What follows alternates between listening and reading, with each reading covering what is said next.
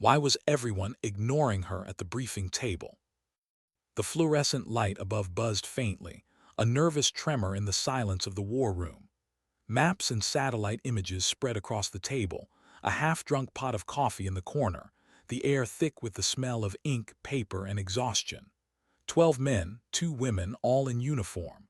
Their voices filled the room like gravel, clipped sentences, jargon, reports that carried weight but no warmth. And her sitting there with her notepad closed, pen balanced between her fingers, listening, watching, invisible. They thought she had nothing left to prove, that she had climbed as far as she could, that she was there for protocol, not for contribution. But they didn't know the whole story. They didn't know what she carried into that room. She cleared her throat once. No one looked. She shifted in her chair. Silence. Until the colonel at the far end, a square-jawed man whose uniform always seemed too tight across his chest, finally said, without glancing at her, "We've all seen the projections. We know the probability of success." His tone dropped lower. "We also know what the papers will call it if we fail. Papers, reports, numbers, failure stamped in ink." She looked down at her hands, nails cut short, calluses along the knuckles, faint white scars. These were not the hands of someone afraid of paper. But there was something she hadn't told them, not yet. The mission, as drawn up on their maps, was already compromised. Too many moving parts, too much reliance on luck. She knew it in her gut. And her gut had been honed by years of silence, waiting, listening through a scope, her cheek pressed into cold steel, her heartbeat aligning with a trigger squeeze. Sniper, operative, shadow in places most people would never see. She had bled for missions that would never be remembered. And now she was supposed to sit here and watch this one unravel before it even began. Her pen tapped once against the table, a sharp sound in the heavy air. The colonel's eyes flicked toward her, annoyed, then back to the maps. He didn't ask, he didn't invite. She spoke anyway, quiet but sharp enough to cut. "Your plan's already broken." The room went still. Heads turned, some in irritation, some in surprise. She could feel the heat of their stares, the judgment, the unspoken "who does she think she is?" Her heart was beating faster now, but her face betrayed nothing. Years of training had taught her control, but inside a storm gathered. Anger, anxiety, determination. The colonel finally lifted his gaze fully, his jaw tightened. "Explain." And so she did. She pointed to the map, to the coordinates they had circled in red, the valley route, the timing of the convoy, the extraction window. She showed them the blind spots in their surveillance, the gaps no satellite could fill, the human error that would bleed into every second of the mission if they ignored it. Her voice didn't rise. She didn't need it to. Every word landed like a round chambered and fired. By the time she was finished, the room had shifted. Silence again, but not the dismissive kind. The weight of her truth hung heavy in the air. One of the younger officers, his eyes softer than the rest, cleared his throat. "She's right. If we follow this as written, we don't just risk failure, we guarantee it." The colonel's lips pressed thin, his pride wounded. But he didn't argue. He simply leaned back, folded his arms, and said, "Then tell me, Captain Torres, what would you do differently?" Her name, spoken sharp like a challenge. And in that moment, she remembered something she had buried deep. A night years ago, another map, another mission. A choice that had cost her more than she had admitted. The smell of burning sand. The sound of a voice in her earpiece going silent forever. She swallowed it down. This wasn't the time to bleed out her memories. But it was the reason she couldn't stay quiet now. "We don't move on their timeline," she said. "We move on ours. We change the insertion point, shift the angles, make them look the wrong way while we're already inside." The colonel studied her, not convinced, not dismissive, suspended in that space where authority collides with reluctant respect. And yet she could still feel the weight of their doubt pressing down on her shoulders. That familiar isolation. being the woman in a room full of men who had already decided what her voice was worth before she ever opened her mouth. But she had learned long ago, silence can be a weapon, and sometimes the quiet ones rewrite the ending. That night, after the briefing dissolved into mutters and reluctant adjustments to the plan, she found herself alone on the base's service road. The air was cool, the sky wide and indifferent. Her boots scuffed against gravel. The glow of distant lamps painted long shadows. She lit a cigarette she didn't even want, just for the comfort of the ritual. The inhale, the exhale, the sharp burn in her chest. And she thought of him, the one she hadn't told them about, the one whose name wasn't written in their reports, but whose absence defined everything she did.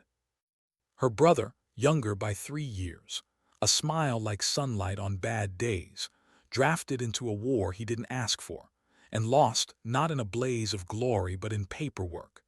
A name on a casualty list, a mission gone wrong, a letter folded neatly and mailed to their mother. She had sworn then in the silence of her room, tears burning hot into her pillow, if she was ever in the same place, she would not let the story end on paper. Not for her, not for anyone under her watch.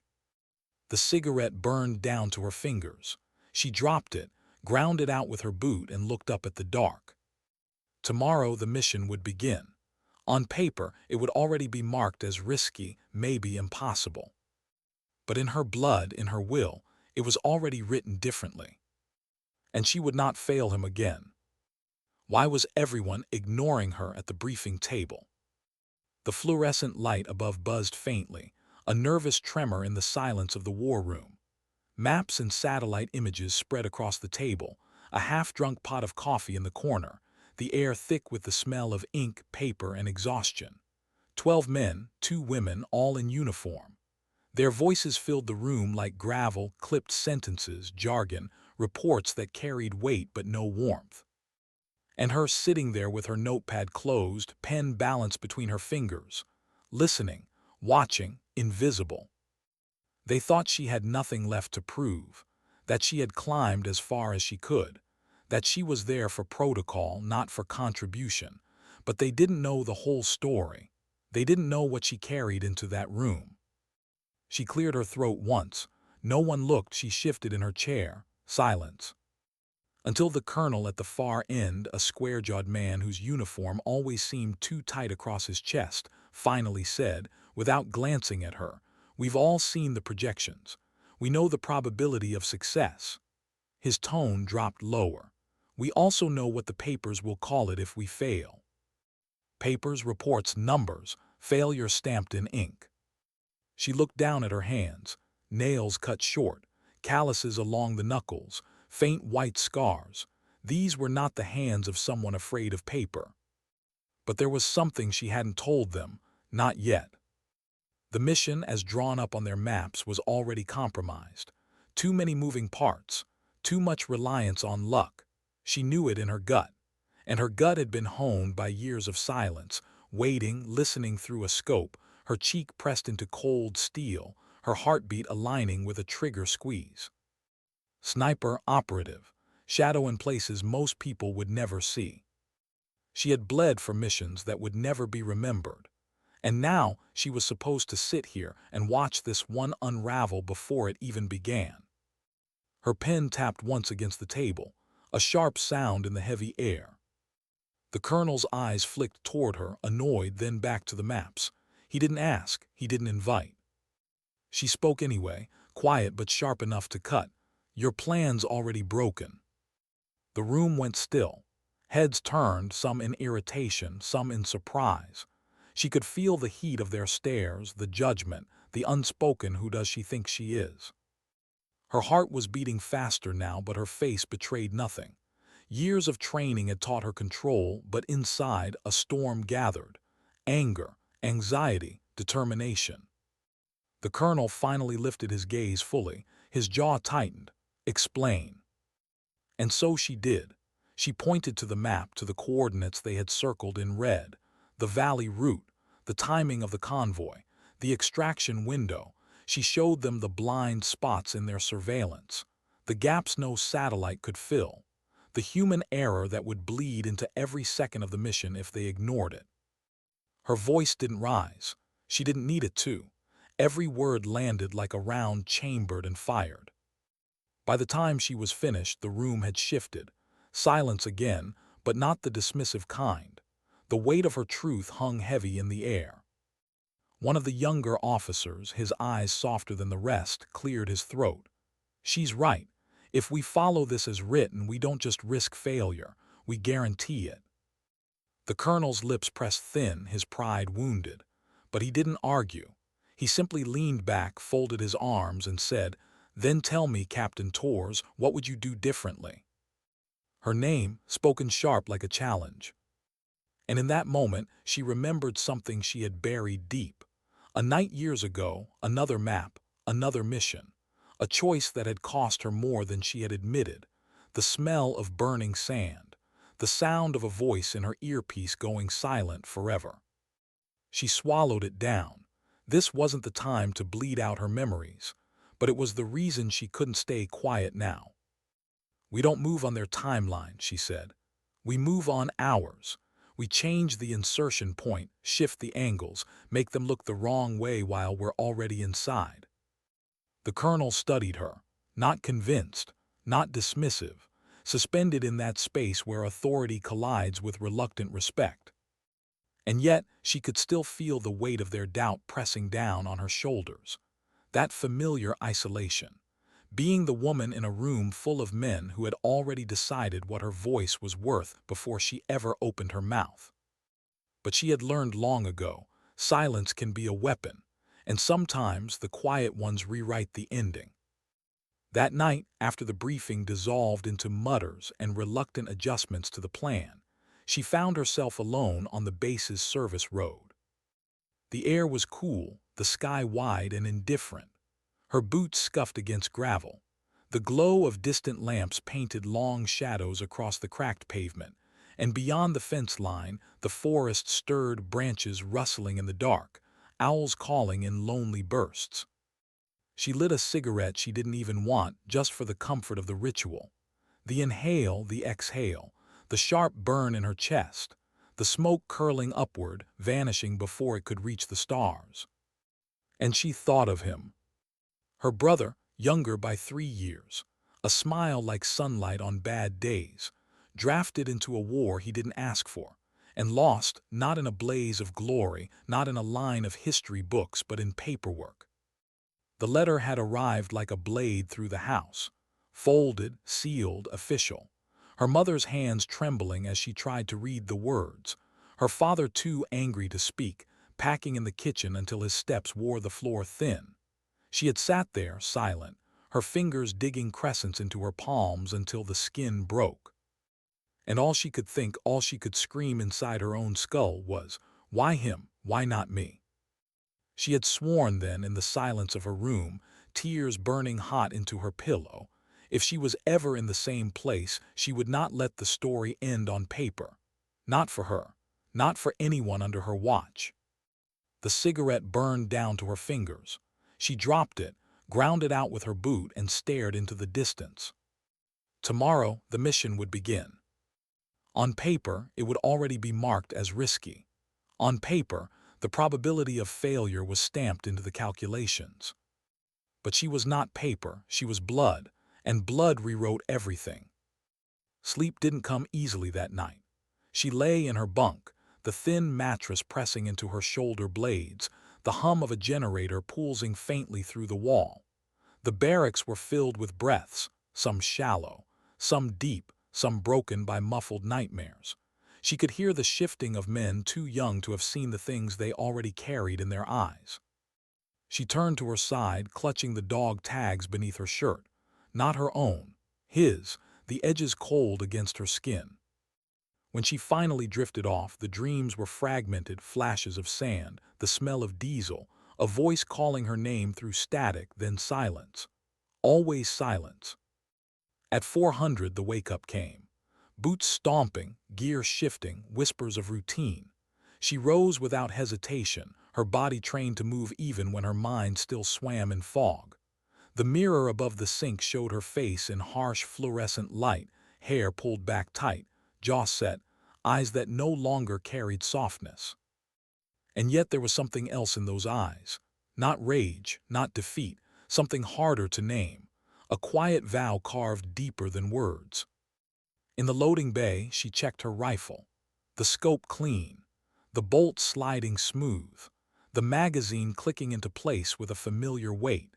She could feel the others around her, their chatter, their nerves, their half-joked promises to buy each other beers when it was all over.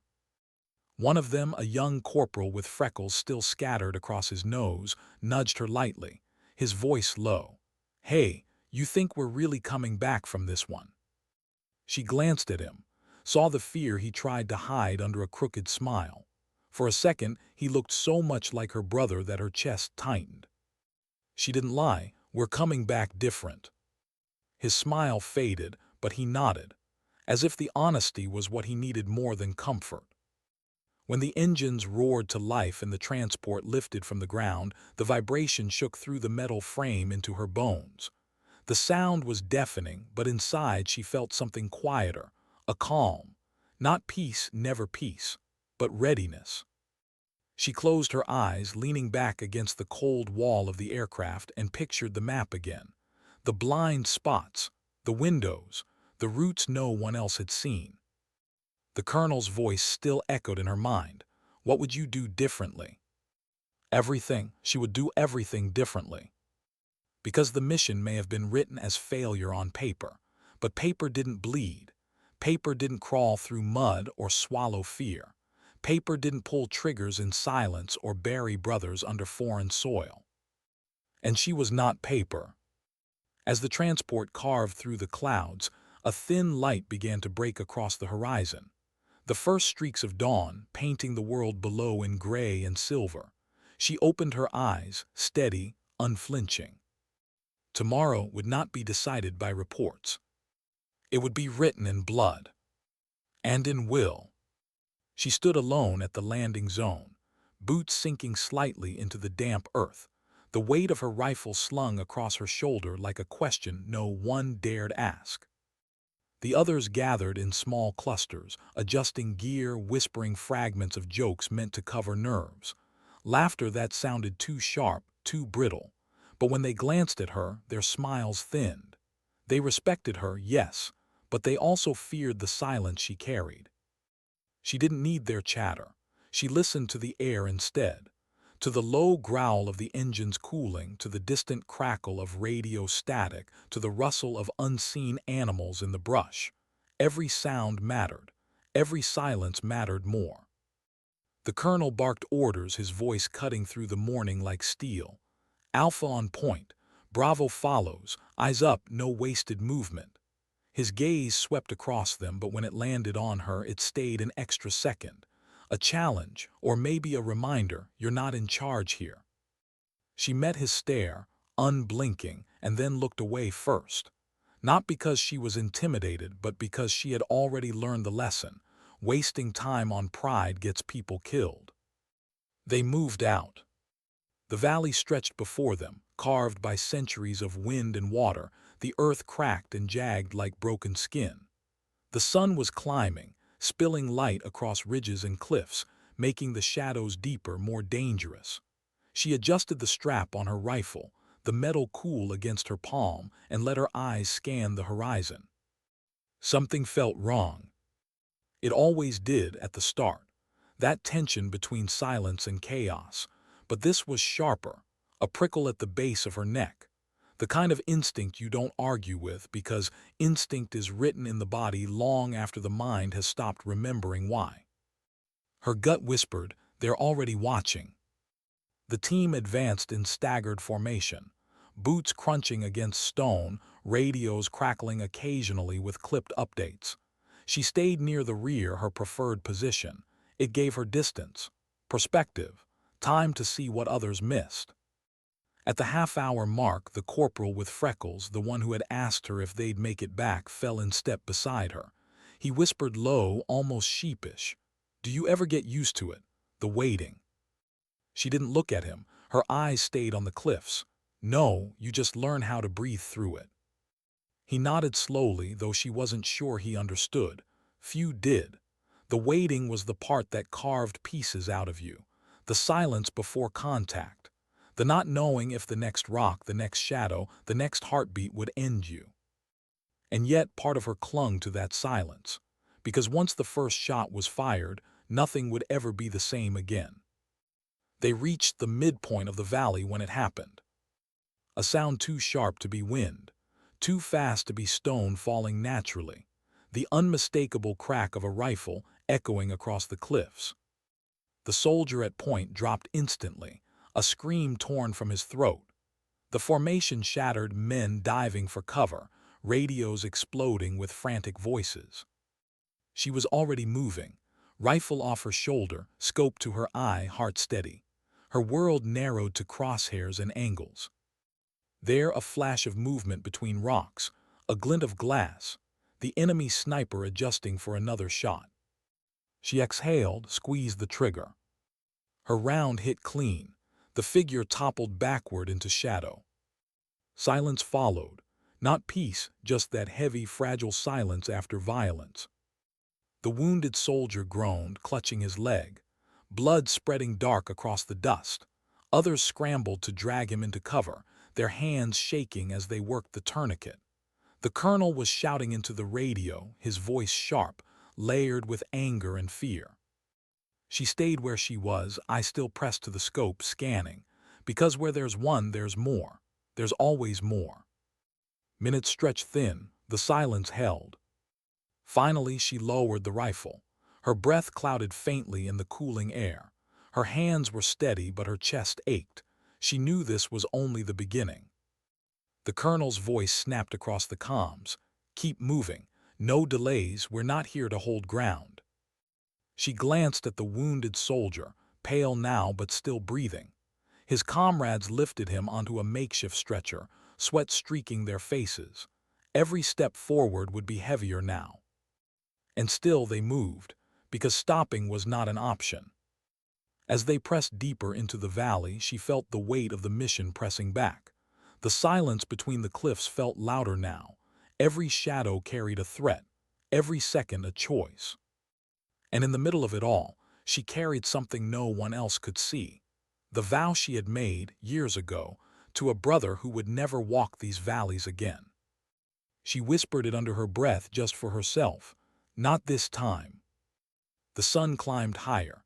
The path grew narrower, and the mission, already broken on paper, began to unfold in blood and silence.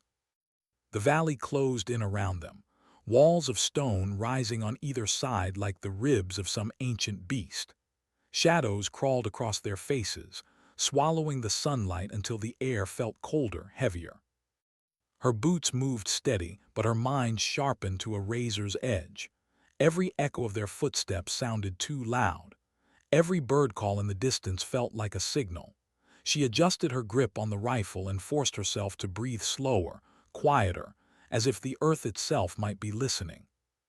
The colonel pushed them hard. His voice came clipped through the radio. No hesitations, we push through, we're on schedule. But schedules meant nothing out here. Paper meant nothing out here. She had learned that the hard way. The wounded soldier groaned faintly as his stretcher scraped against rocks. His friends muttered encouragement, voices cracking under the strain.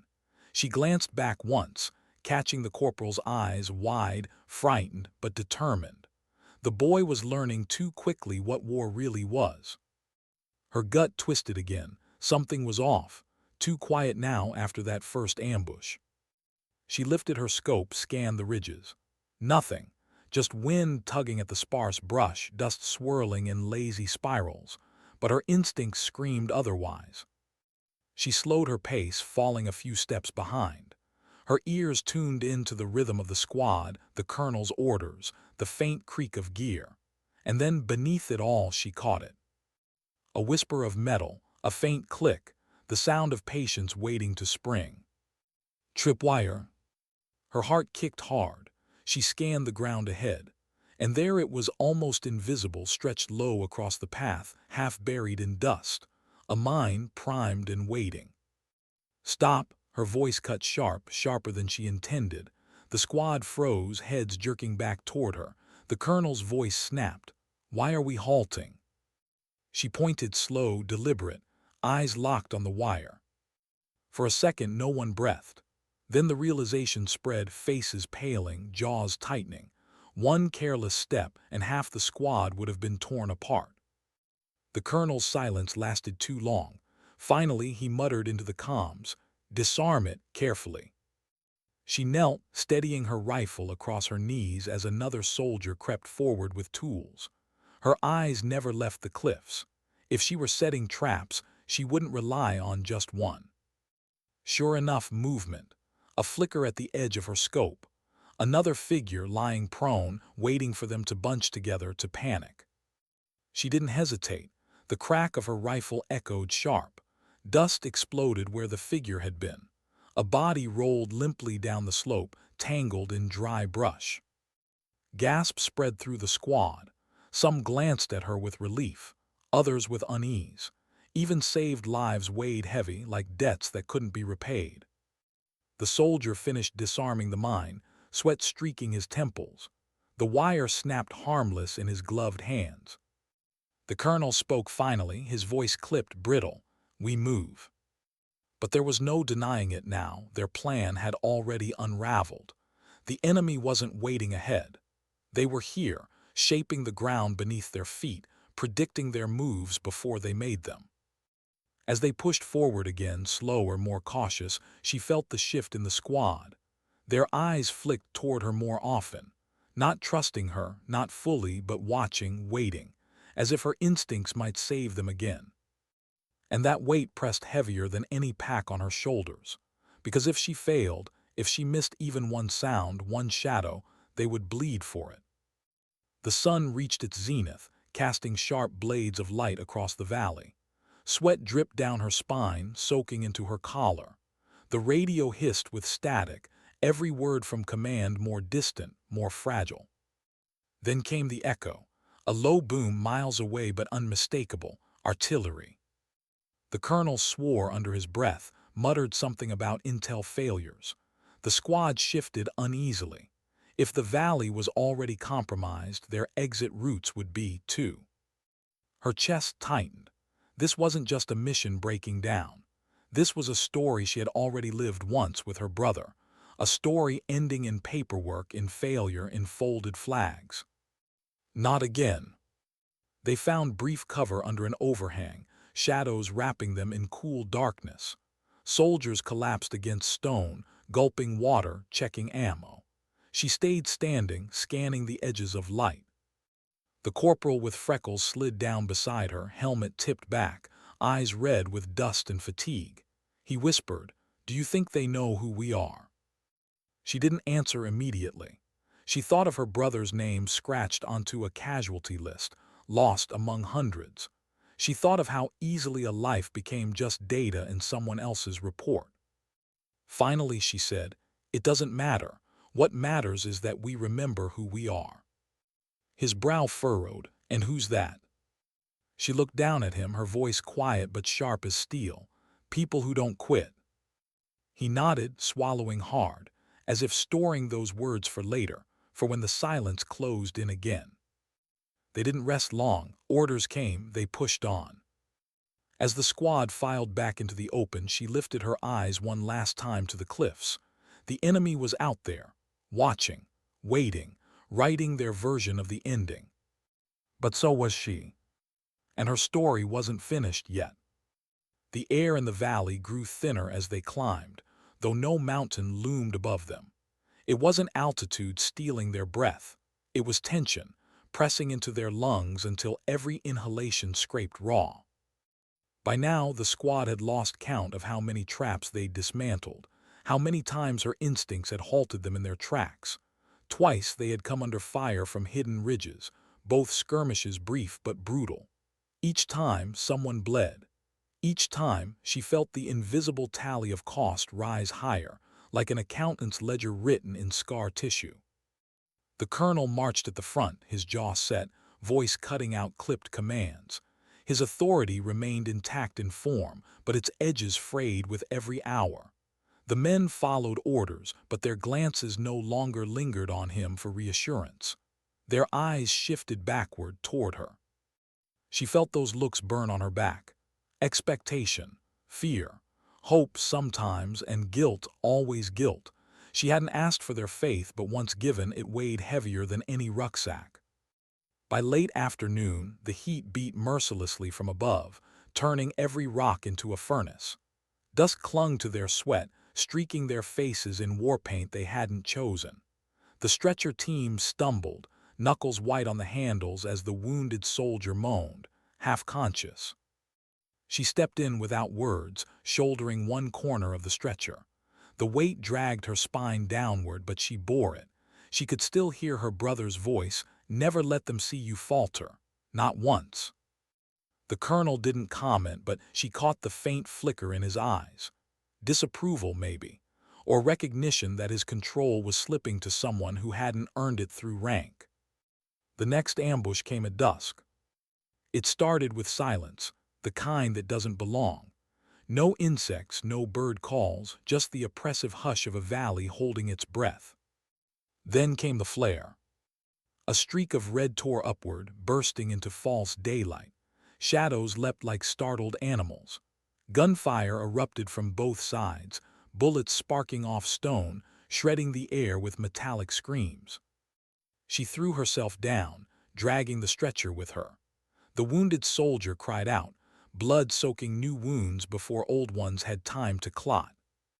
"Return fire, spread out," the colonel barked. But the valley offered no cover, just jagged outcrops and the illusion of safety. One man fell to her left, throat torn open. Another stumbled forward, clutching his leg. Her rifle spoke before thought did. She picked targets in the flare's cruel light, muzzle flashes, movement against rock. Each shot cracked the air, punctuated by the chorus of her squad's weapons. But this wasn't a fight. This was a message. They weren't meant to win here, they were meant to bleed. Minutes dragged like hours. Then, as suddenly as it began, the gunfire ceased. Echoes lingered, mocking. Smoke stung her eyes. The flare's light died, leaving them in darkness again. 4 men didn't rise. 2 more groaned in pain, clutching wounds too deep to ignore. The colonel's face hardened into stone. "We keep moving. Medics, do what you can on the march." A ripple of disbelief spread. The corporal with freckles stared at him, then at her, as if begging for her to speak. Her jaw clenched. She wanted to shout, to tell him this was madness, that dragging half-dead men through the valley's teeth was suicide. But her brother's ghost whispered caution. If you defy command openly, you divide the squad. Division kills faster than bullets. So she swallowed her rage, for now. They moved through night. Each step echoed like betrayal, leaving blood on the stones. The moon broke free of clouds, painting the valley in silver. Shadows stretched long, reaching for them like accusing hands. She walked near the rear, eyes scanning constantly. The corporal trailed beside her, too quiet, his young face hollowed by exhaustion. "We're not going to make it, are we?" he whispered. She didn't answer right away. To promise survival felt like a lie. To confess doubt felt like surrender. Finally, she said, "We'll make it as far as we have to. That's what soldiers do." He gave a humorless laugh. "And what if as far as we have to is the end?" She didn't answer, she couldn't. Hours later, they reached a choke point, a narrow pass where the valley walls pressed so close even moonlight struggled to enter. The colonel raised a fist, halting them. "Scouts ahead, stay sharp." The air smelled wrong here, metallic, acrid like burnt powder. Her skin prickled. She edged forward, crouched low. Her fingers brushed the ground, finding blackened earth, fragments of twisted metal. Blast site. Recent. Her throat tightened. The enemy hadn't just trapped the path. They'd marked it, claimed it, waited for new victims to step into the kill zone. She turned sharply. "We can't go this way." The colonel's voice cracked like a whip. "We don't have another route." "Then we make one," she snapped before she could stop herself. Silence crashed over the squad. eyes widened, flicking between her and the colonel. The night itself seemed to hold its breath. The colonel's face darkened. His hand twitched near his holster. For a heartbeat, she thought he might draw. But then the corporal's voice rang out, trembling but loud. "She's right. If we go in there, we're dead." Others murmured agreement, voices rising like a tide. The colonel's control cracked audibly. He stepped closer to her, eyes burning. "You think you know better than command." She met his gaze without flinching. "I think I know death when I see it." The words hung heavy. Finally he spat into the dust. "Fine, you lead then." It wasn't permission. It was venom, a dare. But the squad shifted toward her instinctively, waiting, trusting. And in that moment she understood. She hadn't just inherited their expectations. She had inherited their survival. They carved a path along the valley wall, climbing where no trail existed, dragging the wounded with ropes and brute strength. Hands bled, lungs burned, but they moved and they lived. Each step was defiance. Each breath was rebellion against the story written for them. By dawn, they collapsed in a shallow ravine, bodies trembling, hearts pounding. The colonel sat apart, silent, his command reduced to the weight of his insignia. She stared at the rising sun, its light spilling gold across the jagged horizon. Her brother's voice whispered again, softer this time. "You don't get to choose the fire. You only choose if you burn or carry it." And she knew she was carrying it now. Not just for him, not just for herself. For all of them. For every name that might otherwise be reduced to data in a report. The fire was hers, and it was far from finished. The first shot came at dawn. It wasn't theirs. A crack split the air, sharp and merciless, and one of the stretcher bearers spun sideways, dropping into the dust without a sound. Blood pooled beneath him, dark against the pale earth. No one moved at first. Shock glued them in place. Then the second shot rang out, and a soldier cried out, clutching his shoulder. "Snipers!" Her heart lurched. The valley, the climb, the colonel's silence, all of it had been steering toward this. They weren't just prey anymore. They were cornered prey, penned in for slaughter. "Cover," she hissed, dragging the corporal down behind a boulder. Dust bit her eyes. The squad scrambled for what little shelter the jagged terrain offered. The colonel barked orders, but few listened. His voice sounded thin now, brittle. Authority had cracked. Instinct drove them toward her instead. She flattened herself against the stone, peering through her scope. The sun's early light burned the ridges, throwing long shadows. Movement flickered there, too quick, too deliberate to be chance.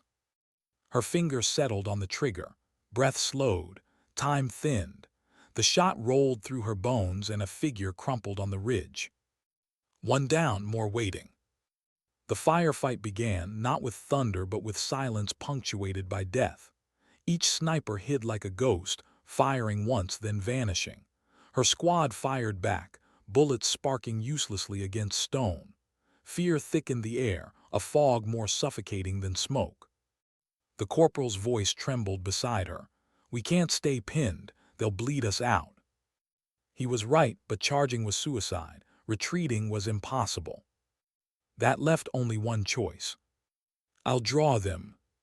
Heads whipped toward her. Even the colonel's eyes snapped wide. "That's madness." She ignored him, checking her rifle, tightening her grip. Her pulse pounded, but her mind felt unnervingly still. "You cover. When they take the bait, find their nests. Don't waste it." The corporal's throat bobbed as he swallowed. "You'll be killed." She gave him the faintest smile. Maybe, but maybe not. And maybe, if she bled for them here, her brother's name wouldn't feel so heavy anymore. She moved fast, darting from cover, sprinting across open ground. Dust kicked up around her boots. The first shot cracked past her ear, close enough to burn. She didn't stop. Her body became rhythm. Sprint, drop, fire. Sprint, drop, fire. Each movement pulled the enemy's gaze, each heartbeat begging them to try again. Bullets tore the earth at her heels. Shards of stone sliced her cheek. Still she ran, weaving, sliding, daring them. And then a muzzle flash. Her scope caught it, sharp as lightning. She fired. The shot echoed, a scream of defiance. A body fell from the ridge, limp, lifeless. Shouts erupted behind her. The squad seized the moment, unleashing volleys toward the revealed nest. More muzzle flashes, more chaos. She rolled behind a shattered boulder, chest heaving. Blood dripped from her cheek. Her lungs burned like fire, but she was alive. Alive and not finished. The battle stretched into eternity, minutes that felt like hours, bullets carving air, stones exploding into shards. One by one, they silenced the ridges. Some kills were hers, clean and precise. Others came from shaky hands, desperate but true. At last the valley stilled. Smoke drifted in slow ribbons. The only sound was ragged breathing, the groans of the wounded. They had survived, barely. She slumped against the rock, rifle heavy in her hands. Around her, men stirred, wide-eyed, hollow with exhaustion. The corporal leaned against his knees, sweat streaking his dirt-smeared face. The colonel remained standing back, rigid, but his silence told the truth. He had lost them. They belonged to her now, whether she wanted it or not. Night fell heavy that evening, pressing down like a shroud. They camped in silence, too drained for talk. She sat apart, staring into the dark. The stars above blurred, shimmering through the haze of fatigue. Her cheek throbbed where stone had cut her. Her hands trembled faintly, though she tried to still them. The corporal approached, lowering himself beside her. For a while neither spoke, then quietly. "Why do you do it?" She turned slightly. "Do what?" "Run into fire, carry weight that isn't yours, lead when no one asked you to." Her throat tightened. Memories clawed up, her brother's smile, the letter folded in her pocket, the one she hadn't been able to read aloud at his funeral. She drew a shaky breath, because someone has to. The words sounded fragile, even to her own ears. The corporal studied her in silence, then nodded slowly. His eyes carried something she recognized, not blind faith but understanding, shared weight. Later, as the squad drifted into uneasy sleep, she lay awake. The night pressed close, filled with whispers only she could hear. Her brother's voice again, fading in and out. "You'll never outrun it, you can only face it." Her chest ached. The mission had already failed on paper. Command would call this chaos, this blood, this trail of loss a disaster. But she knew better. Every choice she made here, every risk she carried, rewrote the story. Not for medals, not for reports, but for the names, the faces, the breath still fighting beside her. Tomorrow would bring more fire. She could feel it in her bones. But tonight she let herself breathe, just once. A long, quiet breath, filled with dust, smoke, and the faintest thread of hope. Morning came too soon. The sun's first light spilled gold over the valley's jagged scars. She rose with the others, body aching but mind sharpened. They weren't out yet, not close. But they were still moving, still alive. And that was enough for now. The road out of the valley was nothing more than a scar in the earth. Narrow, uneven, flanked by cliffs that leaned in like watching giants. Every step forward felt borrowed, stolen from fate. By now they were ghosts of themselves. Faces gray, uniforms shredded, weapons nearly empty. The wounded stumbled, carried by the will of those beside them more than their own strength. She moved at the front now, not because she wanted to, but because no one else could. The colonel trailed behind, silent, his insignia dulled by dust and blood. Authority still pinned to his chest, but hollow now. It clinked when he moved, a sound that once commanded respect, now just an echo of what was lost. The squad's eyes no longer turned to him. They followed her instead. Midway through the climb, the corporal faltered. His leg dragged, his breath sharp with pain. She caught him before he fell, slinging his arm over her shoulder. "Almost there," she whispered. He gave a broken laugh. "You always say that." "Because it's always true." The truth was harsher, they weren't almost anywhere. The border was still days away. The chance of another ambush hung heavy. Supplies were gone. Morale was thinner than the dust swirling around their boots. But lies could hold a man's weight longer than facts, if you told them soft enough. By noon, the heat pressed down with the weight of an executioner's blade. The air shimmered, heavy with silence. That was when they found the village. A scattering of mud-brick homes, windows broken, doors hanging loose. Chickens pecked at the dirt, unbothered by the squad's arrival. No people, not a single voice. She stepped cautiously through the ruins, rifle raised. The smell hit her first, acrid, burned wood and something fouler beneath it. Bodies, half buried under rubble, slumped in alleys, children among them. Her stomach twisted. The squad moved slower now, eyes wide, jaws tight. Even hardened men shifted uneasily, muttering prayers under their breath. The corporal stopped at a doorway, his face pale. They weren't soldiers. She nodded, unable to speak. Her throat locked, grief choking her like smoke. The colonel's voice broke through, low but sharp. "Move on." She turned on him, words erupting before she could stop them. "Move on, look at them. Look at what's been done here." His jaw tightened. "We have our orders." "Orders didn't save them. Orders won't save us." Silence fell, heavier than gunfire. The men glanced between them, caught in the clash. The colonel looked away first. He said nothing more. She crouched, brushing dirt from the face of a girl no older than 10. Eyes closed, hair tangled with ash. Her brother's smile flashed again, unbidden, cruel in its resemblance. Her chest cracked open. Rage, grief, shame, all of it flooding through her until she couldn't breathe.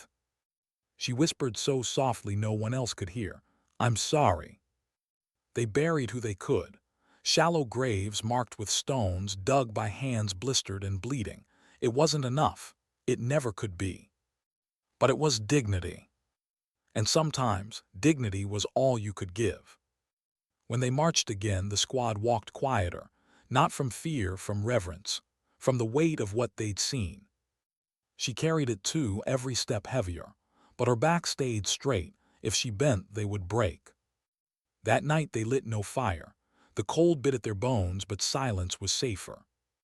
She sat awake while others dozed, rifle across her knees, eyes scanning the dark.